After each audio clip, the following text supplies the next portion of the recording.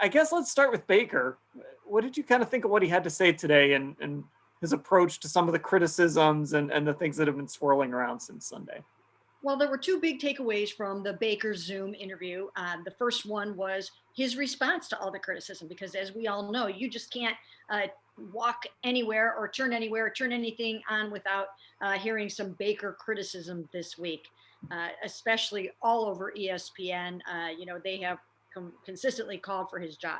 So, anyways, that was the number one thing. And he said, I don't give a damn what they say. And, I thought that was good. This year, he's not engaging as much with the Colin Cowherds and the Rex Ryans. He's kind of not taking the bait. So that was number one.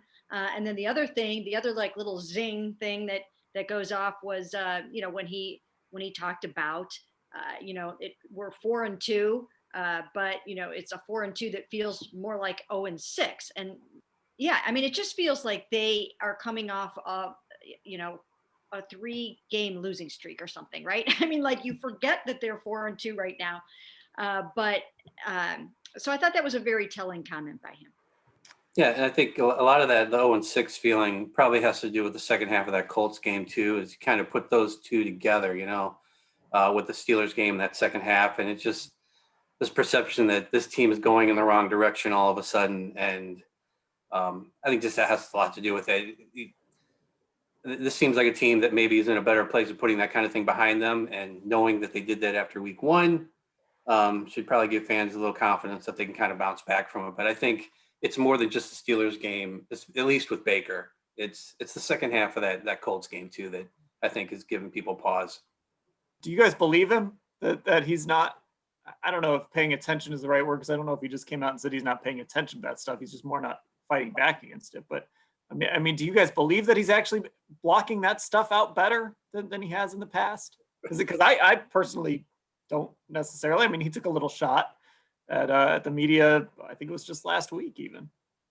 Yeah, you know what? No, I don't believe that he's blocking it out. I don't think that that's Baker. He is fueled. It's like a vampire with blood for him to get this kind of criticism. He loves it. He uses it. I mean, the tank is on full this week now, and he's going to go out there and just, do the best that he can. This is his whole entire career has been based on everybody doubting him and being negative against him.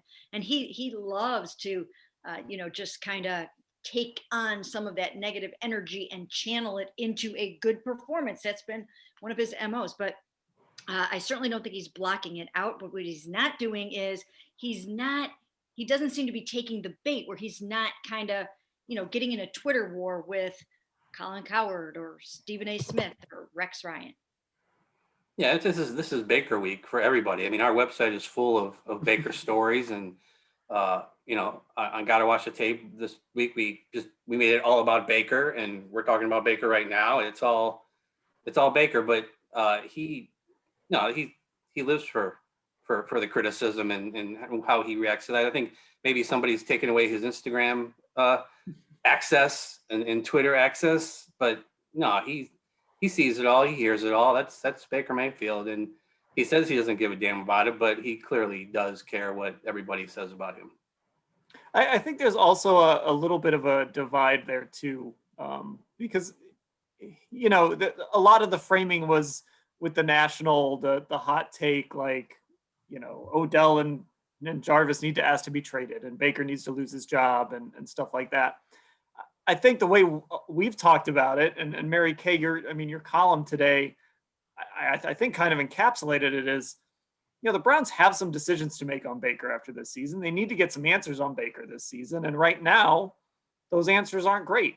It's also only been 6 games. There is still time for him to turn this around and show he is the guy. But right now, we just aren't seeing it quite yet. And all the pieces are, in theory, in place around him to make it happen.